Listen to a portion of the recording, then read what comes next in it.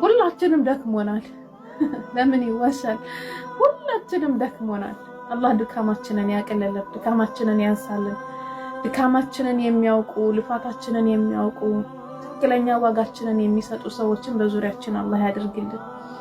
አንዳንድ ጊዜ ድካሙ ከድካሙ በላይ የሚያደክመው በዙሪያችን ያሉ ሰዎች ያን የድካማችንን ዋጋ አቅልለው ሲመለከቱት የሆነ እንደ ቀላል ነገር እንደ ኖርማል ነገር ዛሬ ላይ ሴት ልጅ አረብ ሀገር ሄዳ ተሰዳ ቤት መስራት ኖርማል ነው፣ ባሏን መርዳት ኖርማል ነው፣ ልጆቿን ማሳደግ ኖርማል ነው፣ ቤተሰብ መርዳት ኖርማል ነው።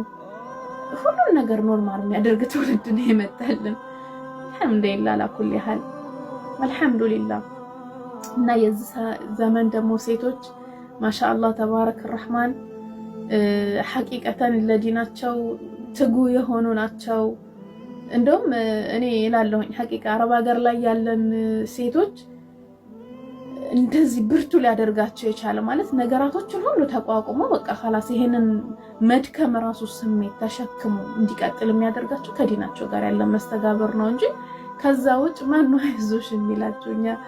ማን ነው አይዞሽ ባያችን? ማን ነው ያኔ አይዞሽ ያኔ ስለ ስሜትሽ፣ ስለ ሞራልሽ፣ ስለ አንቺ መድከም who cares? ማን ነው ጉዳይ የሚሰጠው? طبعا ወላጆች አሉ። አው ትዳር ማጋር ካለ ትዳር ምንም ሊሆን ይችላል። ግን በሚዲያ እንኳን እያየን ነው እኮ የመዳም ቅመሞች ቅመም አይደለም ምን ድሮ ነግራቻለሁ። ግን ቅመሞች እንኳን የሚባለው የሆነ መላ ነገር ሲፈጠር ነው እንጂ ከዛ ውጭ አረች ደግሞ እብድ ምንም ተብለን ምን ሰደብ ሰዎች ሆነን አይደል? አረባቱ ምናምን ሳይዝና who cares? በቃ ስላንቺ ድካም ማንም ሰው ጉዳይ አይደለም። አንዳንዴም እኮ ቤተሰብ ራሱ ዙሮ የማይጠይቅ ቤተሰብ አለ፣ ዙሮ የማይጠይቅ ባል አለ።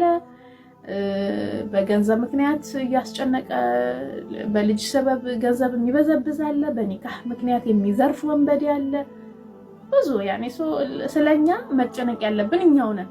እና ስለ ድካማችን ልናወራ ነው ዛሬና እንዴት ነው ካለንበት ድካም ማረፍ የምንችለው? አንዲት መልካም ሴት አለችና ባለሀብት ነች እና በጣም ባለሀብት ናት እና አሁን ላይ ባህሪዋ በጣም ጥሩ ነው። ሰዎችን ሁሉ ለማስደሰት ነው የምትሞክረው። ማንም ሰው በመጥፎ እንዳያነሳት በጣም ትጠነቀቀው። በቃ ትንሽንም ሂዳ ይቅርታ ነው፣ ትልቁንም ሂዳ ይቅርታ ነው ምናምን እና እድሜዋም ሂዷል። ትልቅ ሰው ነች፣ ባለሀብት ነች። ለሁሉ ግን ተሽቆጥቁጣ ነው እቺ ሰውና እና አለባበሷም ደግሞ ኦቨር ደግሞ እንደወጣት ምናምን ይሆንባታል እና ይሰድባታል። ደግሞ ሰዎች አያርፉም፣ ደግሞ ይሰድባታል።